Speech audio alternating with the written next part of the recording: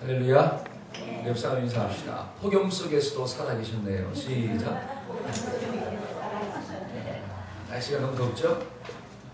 이 교회가 피서 장소인 줄 믿습니다. 네. 들어오니까 시원하죠? 네. 옆 사람 인사합시다. 사랑합니다. 축복합니다. 보고 싶었습니다. 네. 자, 새들이 창공을 쫙 나르려면 뭐가 있어야 돼? 날개가 있어야 돼. 근데 날개가 몇 개가 있어야 됩니까? 2개. 양날개가 있어야 되죠. 날개가 튼튼하면 창공을 쫙 날아갑니다. 저와 여러분들이 신앙생활 할 때 이 세상을 쫙 비상하려면 날개가 몇 개가 있어야 돼? 2개가 있어야 됩니다. 그 2개가 뭘까요? 한쪽은 말씀의 날개, 또 한쪽은 기도의 날개. 그러니까 양날개가 있을 때 저와 여러분들이 세상을 정복하고 하나님 주신 승리를 맛보게 될 줄로 믿습니다. 우리가 지금 주일날 계속 묵상하고 있는 말씀이 뭐냐? 기도에 대해서 묵상하잖아요. 그러니까 예수님께서 제자들에게 무엇을 가르쳐주고 있느냐? 기도를 가르쳐주더라. 따라해봅시다. 기도 생활에서 승리해야 합니다. 여러분, 기도 생활에 승리할 수 있는 비결이 뭐냐? 기도의 응답을 받는 거예요. 옆 사람한테 한번 물어볼까요? 기도하면 응답을 받습니까? 자, 시작. 여러분, 기도하면 뭘 받아야 돼요? 제가 기도하면 여러분들은 응답받자 하는 거예요. 자, 기도하면 응답받자. 그래가지고 응답이 오겠어요. 자, 다시 기도하면 응답받자. 주먹 딱 치시고 기도하면 응답받자. 할렐루야. 아멘. 네, 기도하면 응답이 돼야 돼. 여러분, 학생들이 공부하면 뭐가 올라가야 돼? 그래야지 계속 뭐 하는 거예요? 공부할 맛이 나잖아요. 죽으라 공부하는데 성적이 자꾸 떨어지네. 그러면 기도할 맛이 안 나요. 병간에 이제 운동하면 뭐가 좀 빠져야 돼? 그쵸? 그 무슨 맛에 운동하느냐? 살 빠지는 맛에 운동한다라고 해요. 근데 막 운동을 쭉 하는데 뭐가 안 빠져요? 살이 안 빠져. 그럼 하고 싶어요? 안 하고 싶어요? 안 하고 싶다라고 해요. 여러분, 기도하면 하나님의 응답이 임해야 될 줄로 믿습니다. 기도하는데 응답이 없으니까 기도를 지속할 수가 없어요. 근데 오늘 말씀을 보니까 응답받는 기도의 비결이 무엇인가에 대해서 계속 말씀하고 있더라고요. 여러분, 응답받는 기도의 비결이 무엇입니까? 첫째로 뭘 배웠어요? 기도는 독백이 아니라 하나님과의 대화다. 한번 따라해봅시다. 기도는 독백이 아니라 하나님과의 대화입니다. 그러니까 기도는 혼자 말하는 게 아니라 하나님하고 이야기하는 거예요. 하나님하고. 그러니까 다른 말로 하면 하나님하고 이야기한다고 하는 것은 기도할 때 누구를 좀 의식해라? 하나님 좀 의식해라. 그래서 외식하는 기도하지 말고 골방의 기도를 좀 해라. 골방은 무엇입니까? 하나님이 보고 있다라고 하는 거예요. 여러분, 바리새인들이 기도를 많이 해요? 안 해요?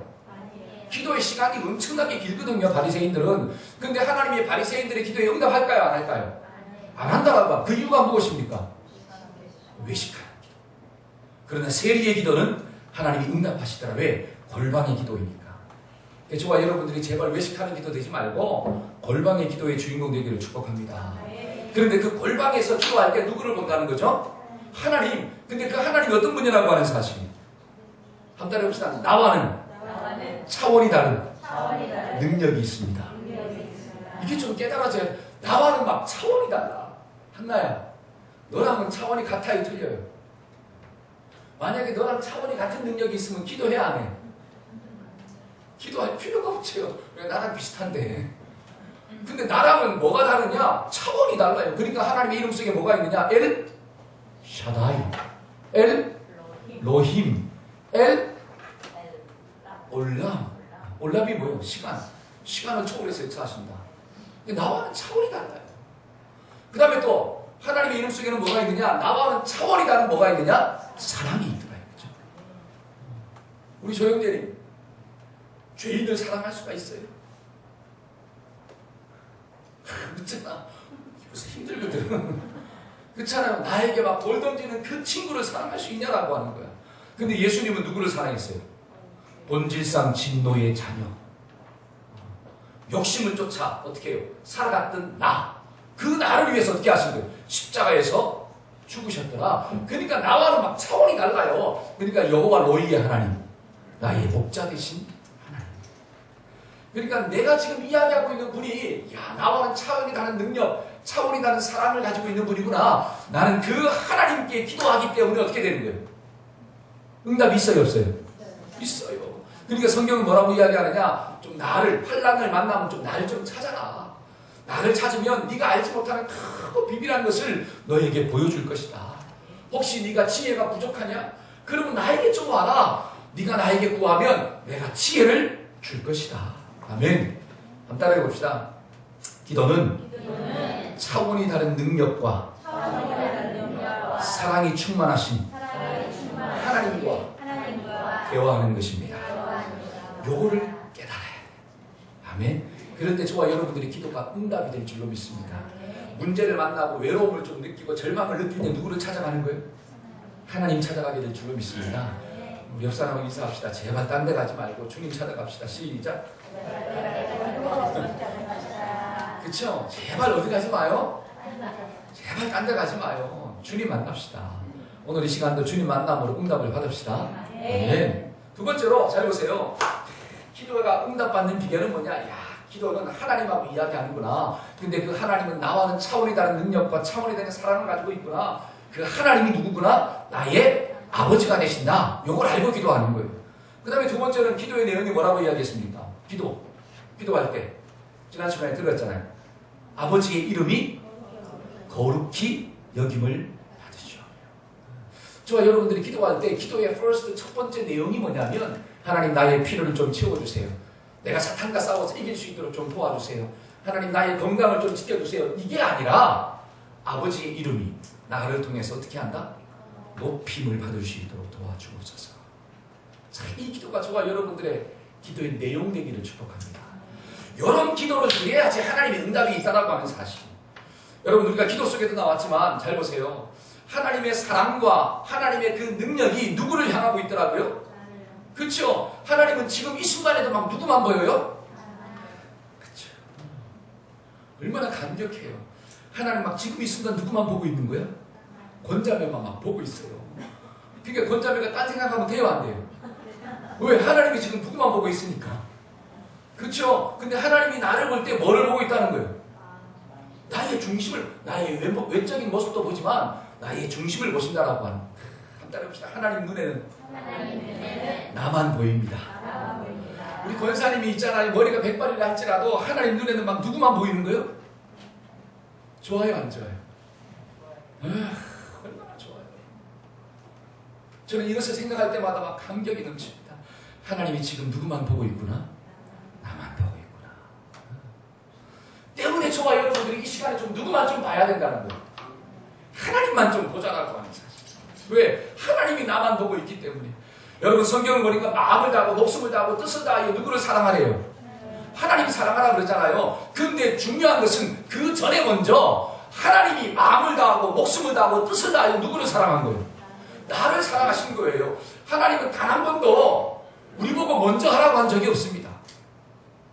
이게 참 중요한, 자기는 안 하면서 우리 보고 하라고 한 적이 없어요. 여러분 죄 지은 자를 누가 먼저 찾아오셨나요? 여러분 선악과를 따먹은 아담과 하와를 누가 먼저 찾아왔나요? 여러분 인간적으로 따지면 누가 먼저 찾아가야 돼요? 그렇죠? 아담과 하와가 찾아가가지고 죽을 죄를 졌습니다 얘기하는 게 정상 아니에요? 근데 먹인 놈이 큰 소리 쳐요? 죄 지은 놈이 큰 소리 치더라 이거죠. 잘못한 놈이 큰 소리 치더라 이거죠.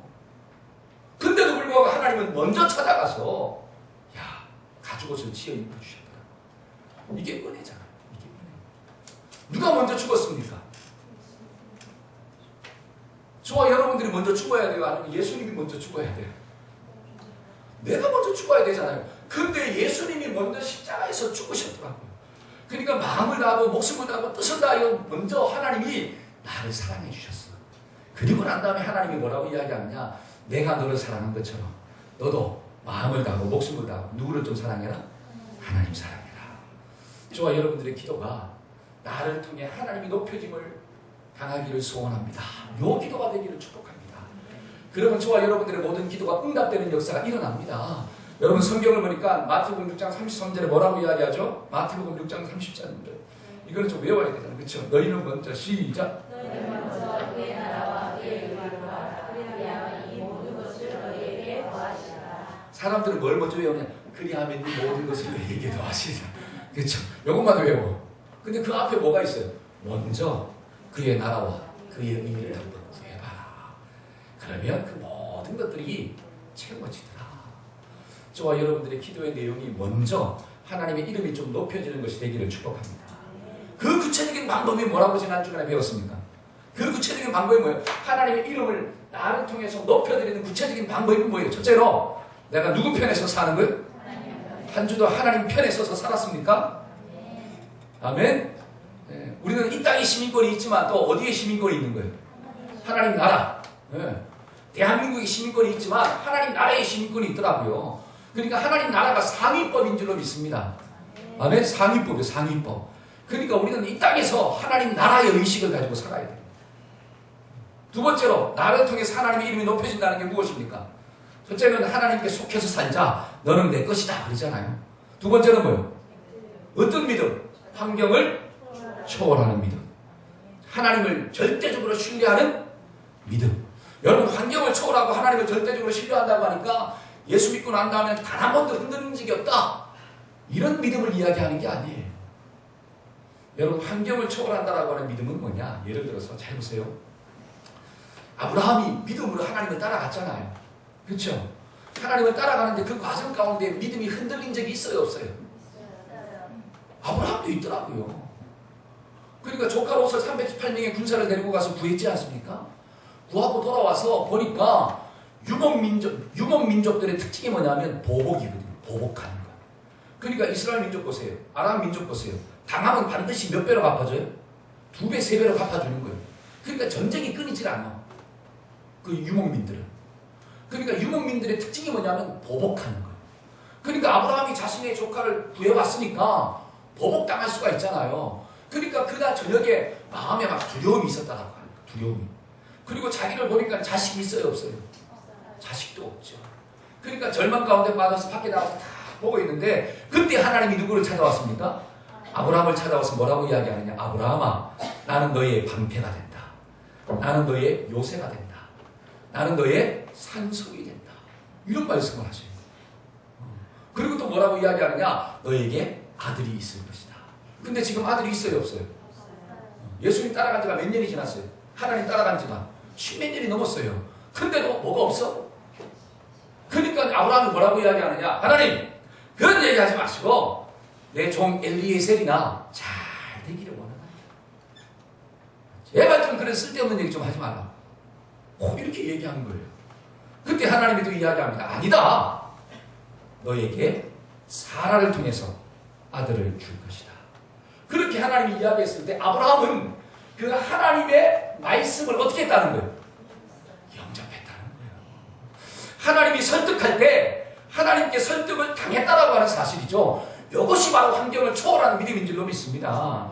한 따라 봅시다. 하나님이 설득하시면 설득당하자. 제발 사탄한테 설득당하지 마시고. 그렇잖아요. 사탄이 자꾸 설득을 해. 세상의 가치만으로. 거기에 넘어가는 사람은 믿음이 없다라고 합니다. 그러니까 문제를 만나고 어려움을 만났을 때 하나님이 와서 설득하면 넘어가는 거예요. 누구한테? 하나님께. 그게 믿음이구나. 여러분 성경을 보니까 가인이 나와. 가인. 여러분 가인의 마음 가운데 동생 아벨을 죽이고자 하는 마음이 막 생겼잖아요. 미웠어요. 근데 누가 찾아오십니까? 하나님이 또 가인을 찾아와요. 그러면서 뭐라고 이야기하죠? 야 가인아, 네 마음 가운데 그런 마음 드는 건 내가 안다. 근데 그 마음을 어떻게 해라? 다스려라. 지금 하나님이 가인한테 뭐 하고 있어요? 설득하잖아요. 설득. 너 그러면 안 돼. 너 그러면 안 돼. 그러면 가인이 믿음이 있다면 어떻게 해야 돼요? 하나님의 그 설득하심을 영접해야 되잖아요. 그러면 그 믿음이 하나님을 영원롭게 하는 거예요. 근데 가인은 끝까지 누구 생각대로 살았어요? 자기 생각대로 살았어요. 그래서 결국 아벨을 죽입니다. 이게 뭐예요? 하나님을 무시했다라고. 하나님이 설득하는데 설득당하지 않았어요. 그게 바로 하나님을 경홀히 여기는 것입니다. 저와 여러분들이 하나님이 설득하실 때 제발 설득당하기를 축복합니다. 제가 여러분들을 찾아가서 설득할 때 제발 뭐 하셔야 돼요? 설득을 당하셔야 돼요. 근데 지 생각대로 끝까지 살면 누구를 의심 여기는 거예요? 그게 바로 그거예요. 여러분 남편이 아내를 찾아가 설득하잖아요. 여보요 막 설득해요. 그러면 좀 어떻게 해줘야 돼? 설득을 당해주는 게 누구를 높여주는 거예요? 남편을 높여주는 거예요. 근데 끝까지 뭘 무시해요? 남편의 말을 무시해. 그게 남편을 아래로. 저와 여러분들의 믿음이 하나님이 설득하실 때 설득당하기를 축복합니다. 아멘. 그 다음에 또 하나님을 거룩히 여기는 게 뭐라고 배웠어요? 첫째는 하나님 편에 속하는 거, 두 번째는 환경을 초월하는 믿음을 가지고 살자. 세 번째는 날마다 좀 누구를? 하나님을 가까이 합시다. 날마다 하나님을 가까이 합시다. 시작. 날마다 하나님을 가까이 합시다. 네 번째는 뭐였어요? 착한 행실을 통해서 하나님께 영광 돌리라. 그러니까 성도라는 이름이 있잖아요. 철규야, 네 이름이 크리스찬이잖아, 그렇죠? 성도. 이름을 바꿀래, 삶을 바꿀래. 할렐루야. 그럴 때 나를 통해서 누가 영광 받는 거야? 하나님이 영광. 성실아, 네가 이름을 바꿀래, 삶을 바꿀래? 응? 큰 소리를 해야지. 삶을 바꾸기를 축복합니다. 아멘? 그럴 때 어떻게 되는 거예요? 나를 통해서 누가 영광 받는 거예요? 하나님이 영광 받는 것이더라. 자, 오늘은 응답받을 수 있는 기도의 또 비결이 뭐냐? 오늘 말씀을 보니까 하나님의 나라가 우리의 인생 가운데 임하도록 기도해라. 한번 따라해봅시다. 하나님의 나라가 내 인생 가운데, 이 세상 가운데 임해야 합니다. 아멘. 잘 보세요.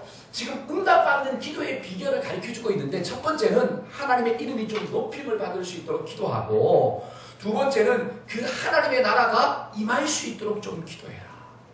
여러분, 응답받는 기도의 포인트가 어디에 있느냐? 나에게 있습니까? 아니면 하나님께 있습니까? 참 이게 중요한 것 같아요.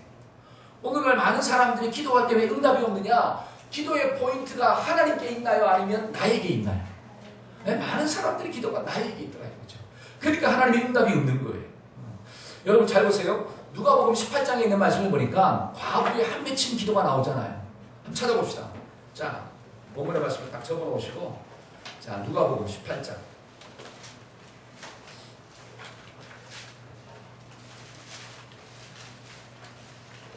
자, 누가복음 18장입니다. 예수님이 기도에 대해서 가르쳐 주는데 그 기도의 핵심 포인트가 뭐냐라고 하는 거죠. 3절.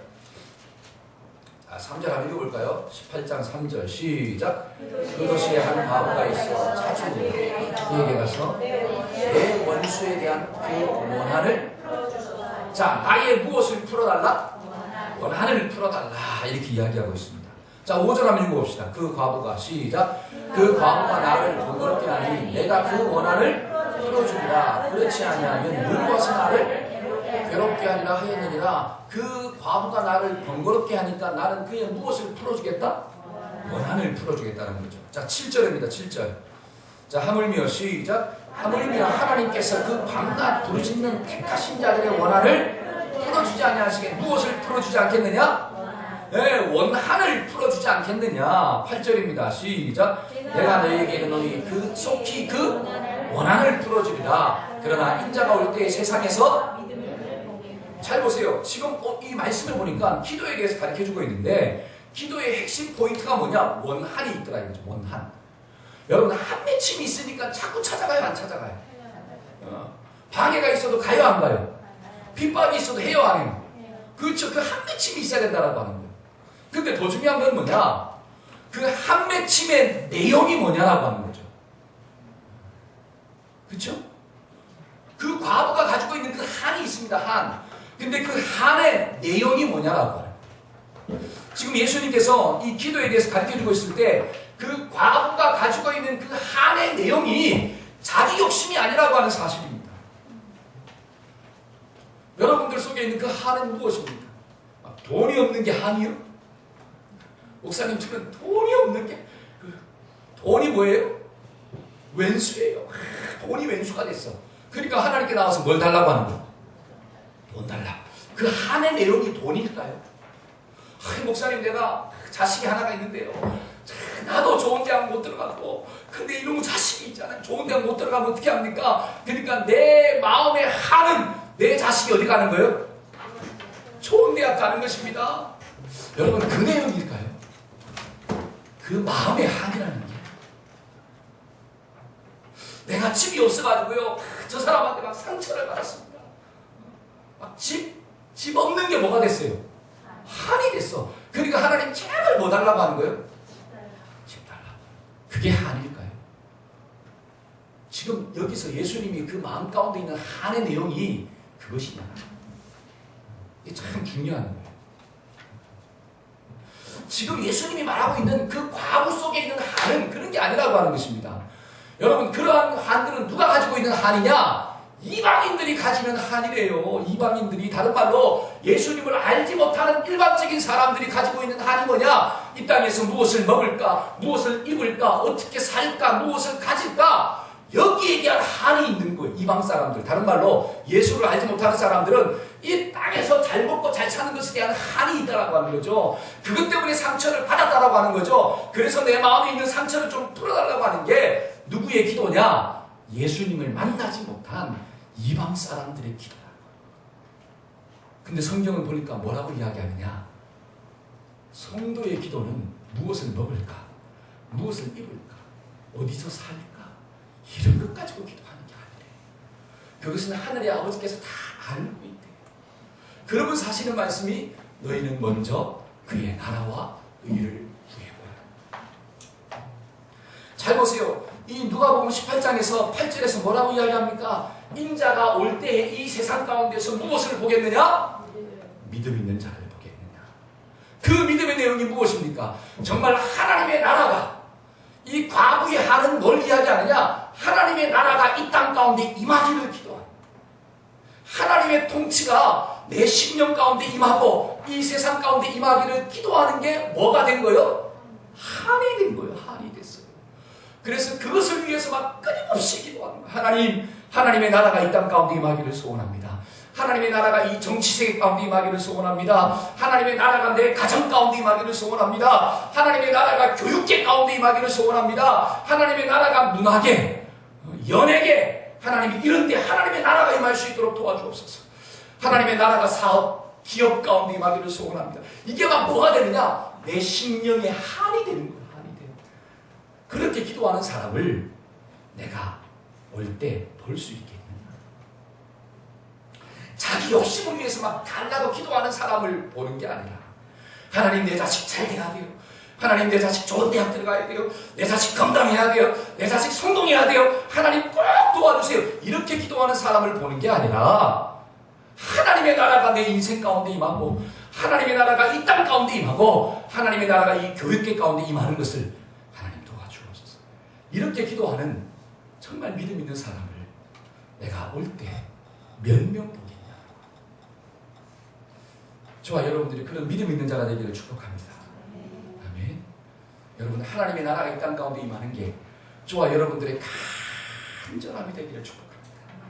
여러분 잘 보세요. 바울의 간절함이 무엇이었습니까? 바울이 매를 맞았잖아요. 감옥에도 갔잖아요. 자신의 모든 것들을 잃어버렸잖아요. 그렇지 않습니까? 도둑도 맞았잖아요. 근데도 불구하고 포기할 수 없는 게 하나가 있는데 그게 뭐라고 하는 거예요? 하나님의 나라가 이 땅 가운데 임하는 거예요. 아멘. 그러니까 매를 맞고 모든 것들을 배설물로 여기고 그가 죽음을 만난다 할지라도 결단코 포기할 수 없는 게 하나님의 나라가 이 땅 가운데. 여러분 베드로가 쿠오바디스 도미네, 이게 뭔지 알죠? 쿠오바디스 도미네, 주여 어디로 가시나요? 여러분 베드로가 로마에 있다가 기독교의 핍박이 일어났습니다. 근데 로마에서 도망치잖아요. 근데 가다가 누구 만난 거예요? 예수님을 만난 거예요. 근데 예수님한테 물어봤어요. 예수님 어디로 가십니까? 네가 로마의 영혼들을 버리고 도망가니까 내가 다시 로마로 가서 십자가에서 죽으러 간다. 그러니까 그 예수님을 만나고 난 다음에 지팡이를 탁 꽂아놓고 어떻게 합니까? 다시 로마로 가서 십자가에 거꾸로 못 박혀 순교하잖아요.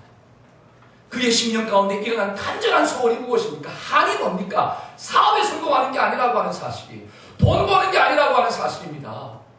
뭐였어요? 하나님의 양떼들의 심령 가운데 하나님의 나라가 임하는 것. 그걸 위해서 자신의 목숨을 버렸다라고 합니다. 저와 여러분들의 기도의 내용이 그러한 것들이 되기를 축복합니다. 그럴 때 뭐가 임한다는 거죠? 기도에 응답이 임한다. 좀 어려우시죠? 언더스탠드가 어려운 게 아니라 뭐가 어려워요? 목사님, 이해 자체가 안 되는데요.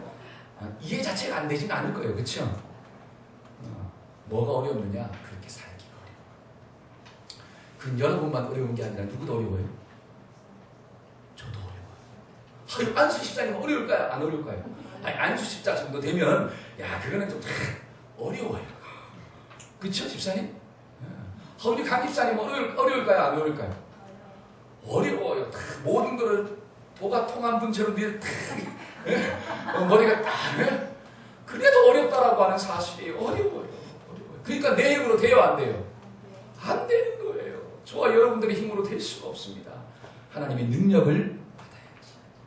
인생 올해 사실 앞에 우리 백발이 그렇잖아요. 그렇죠? 이 백발은 인생의 멸류관이라고 했는데 우리 두 권사님들은 그렇게 기도하는 게 쉬울까요? 어려울까요? 우리 같으면 좀 쉬워야 되겠잖아요. 그렇죠? 무슨 욕심이 있겠냐 이거죠. 근데 욕심이 있어요. 그렇게 기도한다는 게 쉽지 않습니다. 그러니까 우리가 주님 나라가는 순간까지 뭐의 충만함을 받아야 된다? 성령의 충만함을 받아야 한다.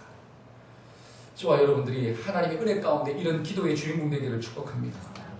아멘. 한번 따라해봅시다. 하나님의 나라가 내 인생 가운데 내 자녀 가운데 이 나라 가운데 경제 가운데 사업 가운데 교육 가운데 임하기를 기도합니다. 아멘. 이게 중요해요. 이게 막 할일이야. 그러면 좀 더 생각할 게 뭐냐면 여러분 하나님의 나라가 과연 뭐냐라고 하나님의 나라가 임하기를 기도하는데 그러면 그 하나님의 나라가 이야기하고 있는 게 구체적으로 뭐냐라고 하는 거죠. 오늘 세 가지를 좀 짧게 생각해 보고자 해요. 첫째는 한번 따라해봅시다. 하나님의 나라는 눈에 보이는 나라가 아니라 눈에 보이지 않는 나라입니다. 자, 하나님의 나라가 임하기를 기도해야 되는데 그 나라는 눈에 보이는 나라가 아니라 눈에 보이지 않는 나라예요. 자, 누가복음 17장 한번 찾아봅시다. 자, 누가복음 17장 20절에서 21절. 자, 눈을 번쩍 뜨시고 자, 눈을 번쩍 뜨시고 자, 한번 찾아보세요. 누가복음 17장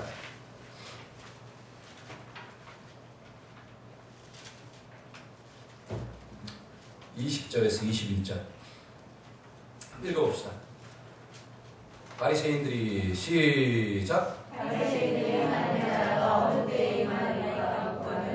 예수께서 대답하여 이르시되 하나님의 나라는 볼 수 있게 임하는 것이 아니요 또 여기 있다 저기 있다로 못하리니 하나님의 나라는 자, 저기부터 오세요. 자, 바리새인이 예수님께 물었습니다. 하나님의 나라가 언제 임하죠? 그러니까 예수님이 뭐라고 이야기하느냐? 하나님의 나라는 볼 수 있게 임하는 나라가 아니다. 하나님의 나라는 너희 안에 있다. 자, 이것은 무엇을 의미하느냐? 자, 우리나라는 대한민국이잖아요. 대한민국. 여러분, 대한민국이라고 하는 나라가 있으면 반드시 또 뭐가 있어야 돼요? 미국이라는 나라가 있으려면 반드시 뭐가 있어야 돼요? 네? 중국이라는 나라가 있으면 반드시 뭐가 있어야 돼요? 땅! 그렇죠. 여러분, 그 땅은 보이는 땅이야, 보이지 않는 땅이야? 보이는 땅이잖아요. 그러니까 중국과 일본이 지금 뭐 가지고 싸우는 거예요? 보이는 땅 가지고 그 땅이 누구 땅이냐? 바다에다가 뭐를 만들어 놓고 뭐 섬을 하나 딱 만들고 모래를 막 집어넣어가지고 이제 섬을 만들어 놓고 이게 누구 땅이다? 우리 땅이다. 또 일본과 우리가 뭐 가지고 싸우는 거야? 독도는 누구 땅이다? 우리 땅이다. 지금 무슨 싸움? 땅 따먹기 싸움이잖아요. 보이는 땅에 목숨을 거는 거예요. 왜? 나라의 기초가 땅에 있기 때문에 그렇습니다. 나라의 기초가 땅. 근데 하나님의 나라는 보이는 땅에 있지 않다는 말이에요. 그럼 보이지 않는 땅이 뭐예요? 보이지 않는 땅이 뭐죠? 철규야, 보이지 않는 땅이 뭘까?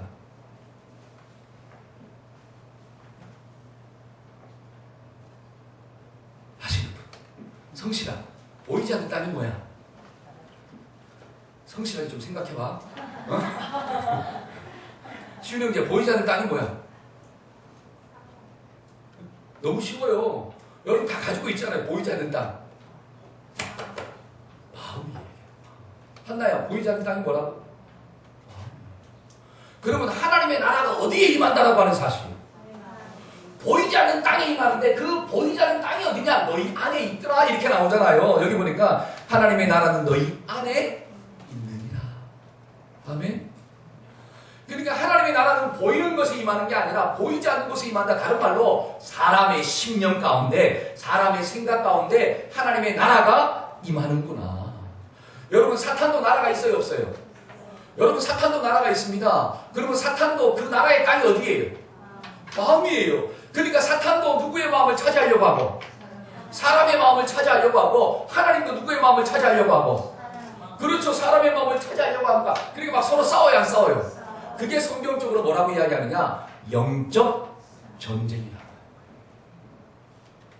그러니까 오라 나는 공고한 자로다.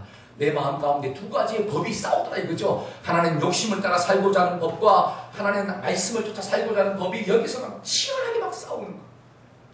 왜? 여기가 영적인 땅이기 때문에. 이 사람의 마음 가운데 뭐가 좀 임해야 돼요? 하나님의 나라가 임해야 돼요. 그것을 위해 기도하기를 축복합니다. 아멘. 이것을 빼앗겨버리면 다 빼앗기는 거예요. 그러니까 주보 안에 잘 보세요. 주보 안에 잠언 4장 23절 있죠. 자, 한번 읽어봅시다. 잠언 4장 23절. 무릇 시작. 무릇 지켜만 보더라도 내 마음을 지키라. 생명의 근원이 예성합니다. 자, 무릇 지킬 만한 것보다 누구의 마음을 좀 지켜라? 너의 마음을 좀 지켜라. 생명의 근원이 여기에서 있더라. 그러니까 하나님은 저와 여러분들의 그 마음 가운데 하나님의 나라를 세우기 위해서 지금도 뭐 하느냐? 일하고 계시더라. 그렇죠? 여러분, 우리는 좀 이것 좀 알아야 돼요. 집을 빼앗기지 않기 위해서 몸부림치는 게 아니라, 돈을 막 빼앗기지 않기 위해서 막 몸부림치는 게 아니라, 어떤 성공과 출세의 자리를 빼앗기지 않기 위해서 몸부림치는 게 아니라, 이 마음을 사탄한테 빼앗기지 않기 위해서 몸부림치기를 축복합니다. 이게 진짜 지혜로운 거죠. 어떤 사람은 집은 있는데, 성공의 자리는 있는데, 출세는 했는데, 돈은 벌었는데 마음을 누구한테 빼앗겼어요? 사탄한테 빼앗겼어요. 그 10년 가운데 사탄의 나라가 임했어요. 여러분 그 인생이 과연 성공했을까요? 성공할 수 없다라고 하는 거죠. 이게 저와 여러분들의 마음속에 누구의 나라가 좀 임해야 돼요? 하나님의 나라. 자, 오른손 딱 들으시고, 내 마음속에서는 하나님의 나라가 임해야 합니다. 시작. 내 마음속에는 하나님의 나라가 임해야 합니다. 할렐루야. 아멘. 근데 이놈 사탄이 있잖아요. 일을 통해서, 성공을 통해서, 물질을 통해서, 쾌락을 통해서 여기를 하나님의 나라가 임하는 것을 방해해요? 방해하지 않아요? 방해. 그러니까 다윗의 마음 가운데 하나님의 나라가 임해야 되는데 그 속에 뭐가 싹 들어오니까 정욕, 여자. 그러니까 넘어가요, 안 넘어가요? 이게 쏙 넘어가. 그게 옛날만 있습니까? 지금도 있습니까? 지금도 기독교의 거장이라고 하는 사람들이 여자 때문에 넘어가 버리잖아요. 물질 때문에 넘어가 버리잖아요. 저와 여러분들이 제발 돈 때문에, 성공 때문에 이 마음을 하나님께 드려야 되는데 사탄한테 드리지 않기를 축복합니다. 하나님의 나라가 어디에 좀 임해야 돼요? 내 마음. 그러니까 하나님의 나라가 임하는 장소가 마음이기 때문에 이 마음을 좀 어떻게 만들어야 돼요? 거룩하게 만들어야 돼요. 더러운 것을 누가 역사해요? 사탄이 역사. 왜? 사탄은 파리의 대왕이니까. 여러분 똥파리가 제일 좋아하는 게 뭐예요? 제가 앞에 말했죠. 똥파리가 제일 좋아하는 게 뭐다? 똥이다 이거지. 그러니까 내 마음속에 똥이 가득하면요, 누가 득세하느냐? 파리가 막 득세해요. 사탄이 막 득세합니다. 내 마음 가운데 미움과 질투와 시기와 분냄과 욕심과 이런 게 막 가득 차면 누가 막 좋아하는 거예요? 사탄이 막 좋아합니다. 근데 내 마음 가운데 거룩하고 성결하고 사랑이 있고 온유함이 있고 정결함이 있으면 누가 좋아하시는 거예요? 하나님이 좋아합니다. 저와 여러분들의 마음이 거룩하기를 축복합니다. 왜? 이 자리에 누가 임하니까? 하나님의 나라가 임합니다. 두 번째로 하나님의 나라가 무엇입니까? 한번 따라해 봅시다. 하나님의 나라는 하나님의 통치, 하나님의 다스림을 말하고 있습니다. 네, 따라하기가 힘드세요? 자, 다시 한번. 하나님의 나라는 하나님의 통치와 다스림을 말하고 있습니다. 시작. 하나님의 나라는 하나님의 통치와 다스림을 말하고 있습니다. 저기 보세요. 나라라고 하는 개념은 결국은 통치의 개념이에요. 무슨 개념이더라? 통치, 다른 말로 다스림이다 이거죠. 자, 하나님의 통치가 임하니까 거기가 누구 나라가 되는 거예요? 자, 이 나라가 대통령의 통치가 임하니까, 박근혜 대통령의 통치가 임하니까 이 나라는 누구 나라예요? 대한민국의 나라. 그렇죠? 근데 박근혜 대통령의 통치가 북한은 임하나요? 안 임하나요? 그렇죠? 안 임하죠. 그러니까 저 나라는 내 나라가 아니야. 자, 하나님의 통치가 내 속에 있으면 여기는 뭐라고 하는 거예요? 하나님의 나라예요. 근데 하나님의 통치가 여기에 임하지 않으면 여기는 누구 나라가 아니에요? 하나님의 나라가 될 수가 없다. 그러니까 이 나라라고 하는 개념 속에는 반드시 뭐가 있구나? 통치, 다스림의 개념이 있구나. 그래서 이 마음을 누가 다스리냐에 따라서 나라가 바뀌는 거야. 그러니까 저와 여러분들의 이 마음이 제발 누가 좀 다스려야 돼. 하나님이 좀 다스립시다. 아멘. 예를 들어서 잘 보세요. 우리나라에는 세 정당이 있지 않습니까? 큰 세 정당. 첫 번째 정당이 뭐예요? 네? 새누리당. 그렇죠? 그 다음에 또 더불어민주당. 그 다음에 또 국민의당. 자, 새누리당은 무슨 정당이에요? 보수 정당이잖아요. 보수 정당. 자, 더불어민주당은 무슨 정당이에요? 진보 정당이라고 그러잖아요. 보통. 자, 국민의당은 무슨 정당이에요? 중도 정당이라고. 자, 그리고 보수 정당, 진보 정당, 중도 정당이라고 이야기하는 것은 각각 그 정당에 뭐가 있다라고 하는 거죠? 보수라고 하는 원리, 가치관이 있고, 진보라고 하는 가치관이 있고, 중도라고 하는 가치관이 있다라고 하는 거예요. 그러니까 그 정당을 다스린다라고 하는 것은 결국 그들이 가지고 있는 가치관이 그 정당을 다스리는 거예요. 그러니까 새누리당이 정권을 장악하면 모든 정책이 보수적인 정책으로 나오는 거예요. 그렇죠? 더불어민주당이 이 정권을 장악하면 진보적인 정책이 나오는 거예요.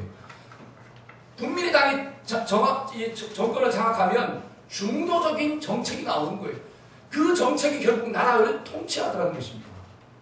그러니까 그 정당의 정책, 다른 말로 가치관이 나라를 지배하는 거구나. 그러면 하나님의 나라도 마찬가지라고 하는 거죠. 하나님의 나라도. 여러분, 사탄의 나라도 마찬가지라고 하는 것입니다. 여러분, 사탄이 사람의 마음을 다스리잖아요. 그러면 잘 보세요. 사탄이 가지고 있는 큰 정책이 뭘까요? 큰 가치관이 무엇입니까? 사탄이 가지고 있는 큰 가치관이 뭐예요? 욕심이잖아요. 욕심. 그렇죠? 사탄은 욕심꾸러기거든요. 그 욕심을 누구한테 심는 거예요? 사람한테 심잖아요. 그러니까 사탄이 가지고 있는 큰 정책은 욕심입니다. 그 욕심이 무엇으로 드러나느냐? 내가 주인 된다라고 하는 거예요. 네 인생 네가 주인이잖아. 그런 큰 원리 속에서 정책들이 나오는 거예요. 그 정책이 뭐냐? 잘 보세요. 영적인 것보다는 육적인 것을 더 소중하게 여겨요. 이게 사탄의 정책이에요. 멀리 있는 이익을 보기보다는 당장 눈앞에 있는 뭘 보는 거예요? 이익을 보는 거예요. 그러니까 사탄이 나라를 다스리면 어떤 역사가 나타나느냐? 부실공사가 나타나요. 그러니까 건물을 지을 때 100년, 200년을 봅니까? 아니면 10년을 봅니까?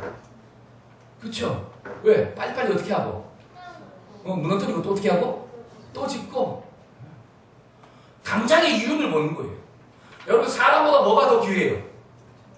돈이 귀한 거예요. 그러니까 사람이 먹어서는 안 될 물건을 갖다가 만들기 시작하는 거예요. 사람의 건강을 생각하고 물건을 만드는 게 아니라 돈의 이윤, 돈을 목적으로 물건을 만들기 시작하는 거예요. 그게 뭐냐? 사탄이 욕심이라고 하는 큰 원리가 있으니까 그 원리에 근거하여 모든 정책들이 나오는 거예요. 여러분, 사탄은 관계 중심적일까요? 일 중심적일까요? 일 중심적이에요. 그러니까 뭐가 깨지냐? 관계가 깨지잖아요. 여러분, 사탄은 나눔을 통해서 만족을 누릴까요? 아니면 소유를 통해서 만족을 누릴까요? 왜? 사탄은 욕심꾸러기니까. 그러니까 사탄의 가치관을 가지고 있으면 내가 더 많이 가졌다, 저 사람보다 더 좋은 것을 가졌다, 이거를 통해서 인생의 만족과 성공을 느끼는 거예요. 이게 뭐예요? 사탄의 나라에 내가 지금 뭐하고 있는 거죠? 지배를 당하고 있다. 저와 여러분들이 과연 우리의 마음을 사로잡고 있는 게 뭐냐라고. 여러분, 뉴스 보셨죠? 엊그제 뉴스 보니까 지하철역 앞에서 있잖아요. 어떤 중년의 남자가, 나이가 드신 분이 담배를 피우고 있었어요. 거기는 금연구역이야.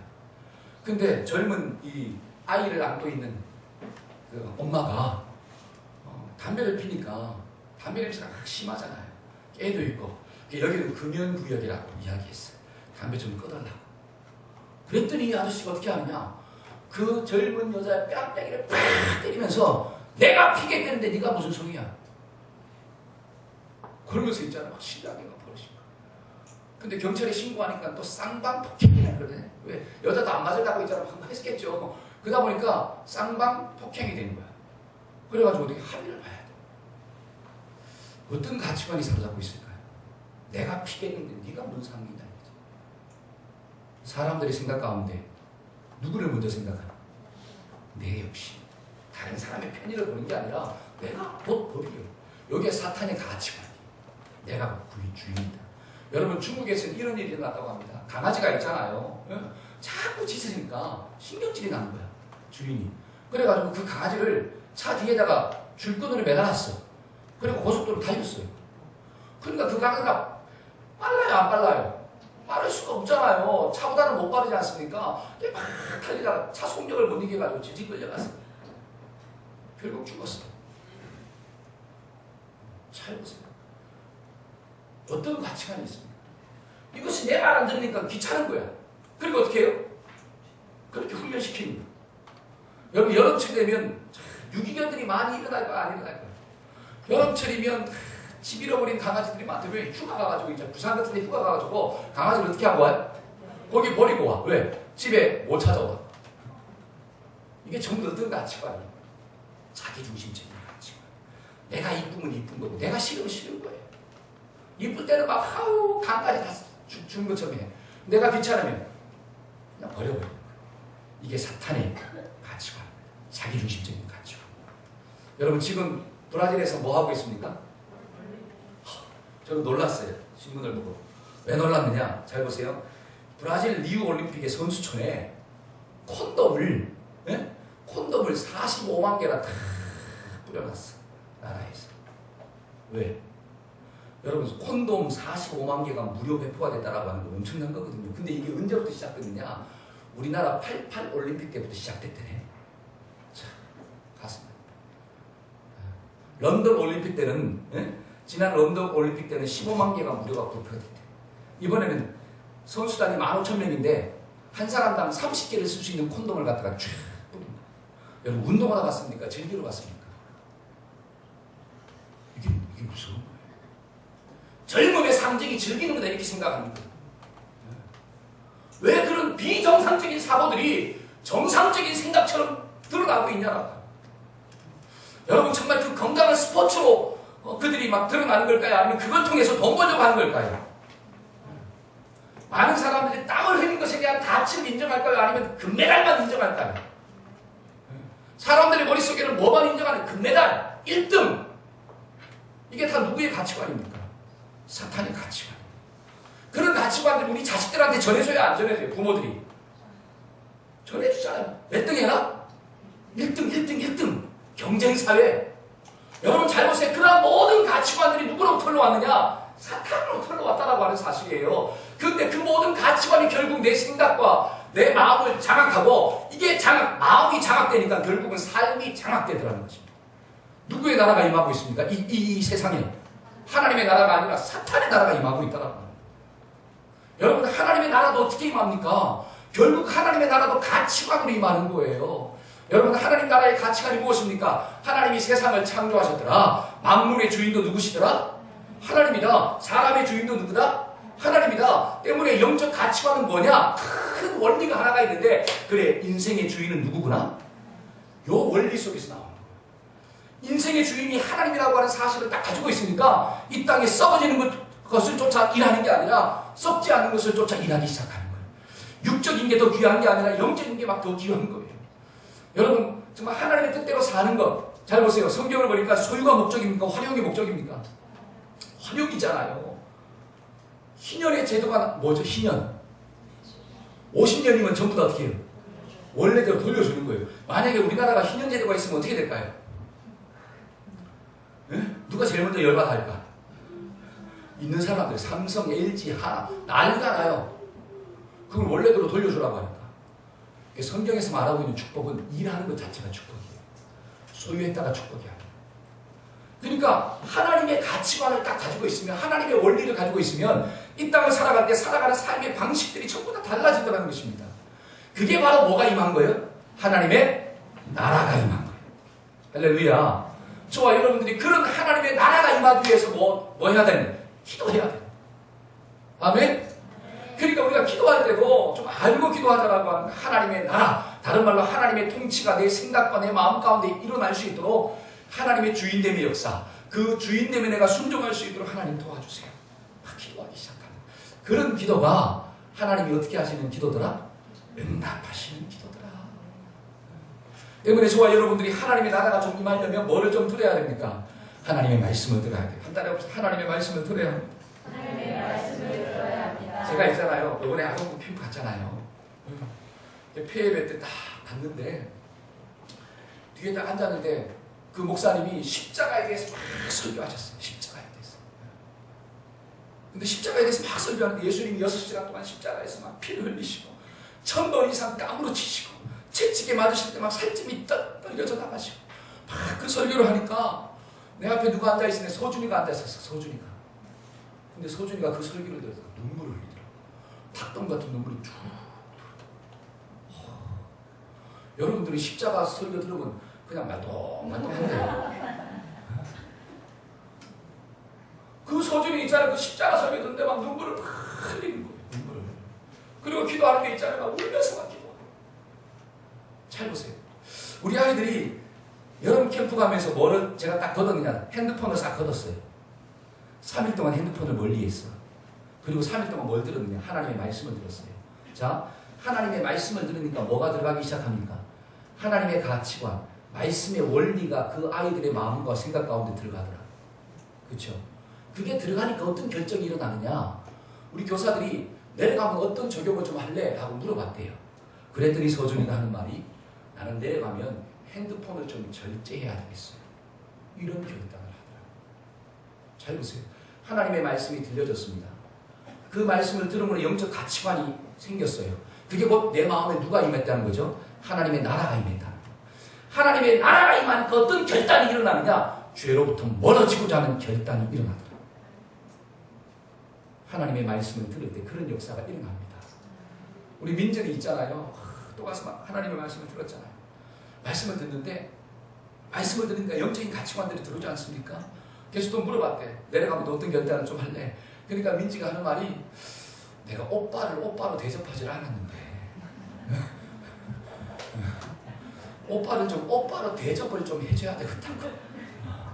왜? 오빠를 오빠로 대접하지 않으니까 오빠가 자꾸 자기를 어떻게 해요? 괴롭히고 막 혼내잖아요. 근데 가만 보니까 내가 오빠를 오빠로 대접하자는 결과구나. 그래서 내려가면 오빠를 좀 대접해줘야 되겠다. 이런 결단을 했대요. 잘 보세요. 하나님의 나라가 임하니까 영적인 결단들이 나오더라고 하는 사실입니다. 그 애들도. 중요한 것은 하나님의 나라가 언제 임하느냐? 하나님의 말씀이 들려져야지 임하는 거예요. 그러니까 학사 에스라가 뭘 결단했습니까? 거기 보니까 에스라가 여호와의 율법을 연구하여 준행하며 율례와 규례를 이스라엘 백성들에게 가르치기로 결심했더라. 이스라엘 백성들한테 하나님의 말씀을 가르치기로 결단했다는 거예요. 왜? 그들의 심령 가운데 하나님의 나라가 임하게 하려면 말씀이 들어가야 된다. 여러분, 사도 바울이 뭐라고 고백합니까? 거기 한번 읽어봅시다. 사도행전 19장 9절에 10절. 자, 적어놨죠? 다 같이 한번 읽어봅시다. 바울이 시작. 바울이 그들을 떠나 제자들을 따로 세우고 두란노 섬에서 날마다 방문하니 그일 동안 하니 아시아에 사는 자는 유대인이나 헬라인이나 다 주의 말씀을 듣더라. 잘 보세요. 바울이 이 제자들을 따로 딱 떼어놓고 그들에게 2년 동안 날마다 뭘 가르쳤다라고 하는 거예요. 하나님의 말씀을 가르치니까 그들이 말씀을 받더라. 그들의 심령 가운데 하나님의 나라가 임하게 되니까 역사가 일어나더라는 것입니다. 여러분, 사탄의 공격이 무엇입니까? 저와 여러분들의 마음 가운데 하나님의 나라가 임하지 못하도록 만드는 거예요. 그것이 뭐냐? 말씀을 못 듣게 만드는 거예요.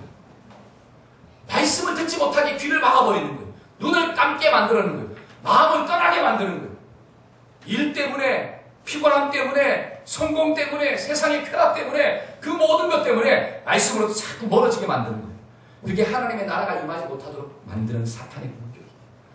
저와 여러분들이 어찌하든지 말씀을 가까이 하기를 축복합니다. 여러분, 하나님의 나라가 임하려면 어떻게 해야 되느냐? 한번 따라해봅시다. 회개하는 심령을 가져야 합니다. 시작. 회개하는 심령을 가져야 뭘 좀 가져야 돼요? 회개하는 심령을 좀 가집시다. 회개하는 심령.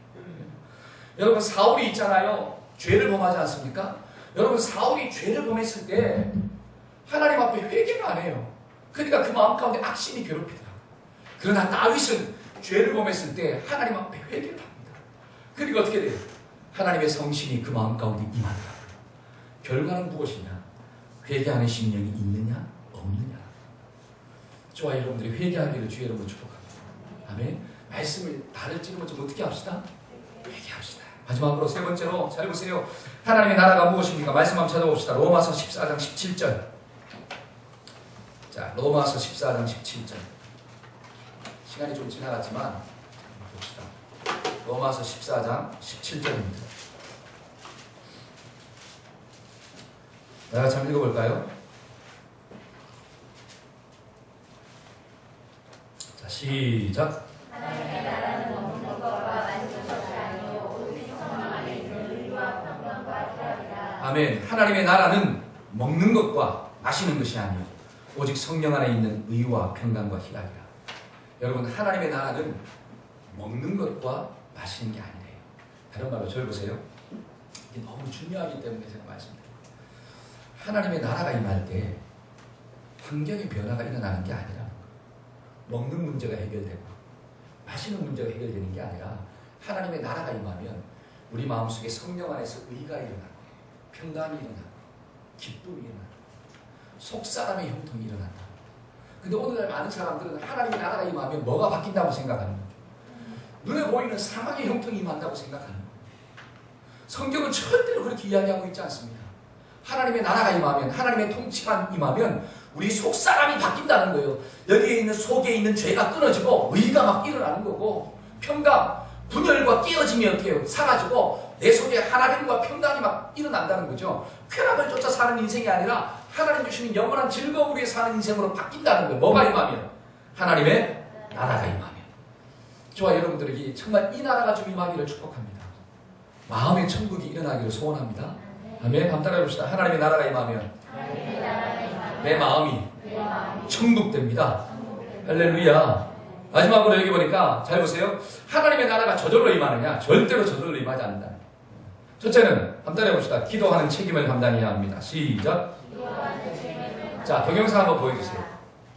아동부 동영상.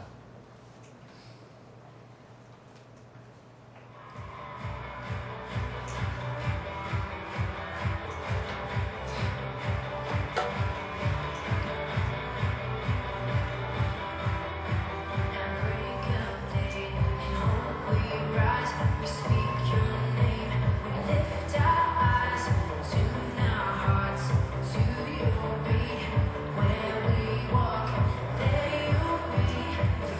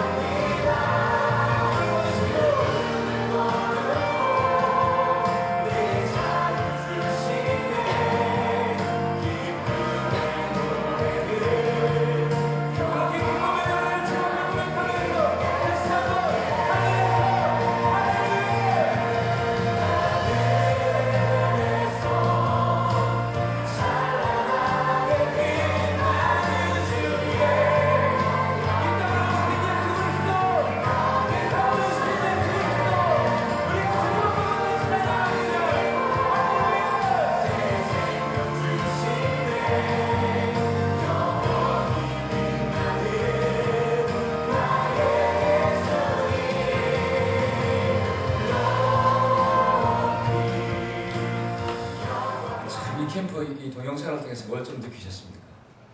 제가 이 영상을 보면서 과연 우리 교사들이 손들고 막 눈물로 기도할 때 무엇을 기도했을까? 하나님 이들이 돈 벌게 해주세요. 하나님 이들이 사업에 성공하게 해주세요. 하나님 이들이 좋은 대학 들어가게 해주세요. 막 그걸 놓고 막 눈물로 기도했을까요? 아니죠. 하나님 이들의 심령 가운데 하나님의 나라가 임할 수 있도록 도와주세요.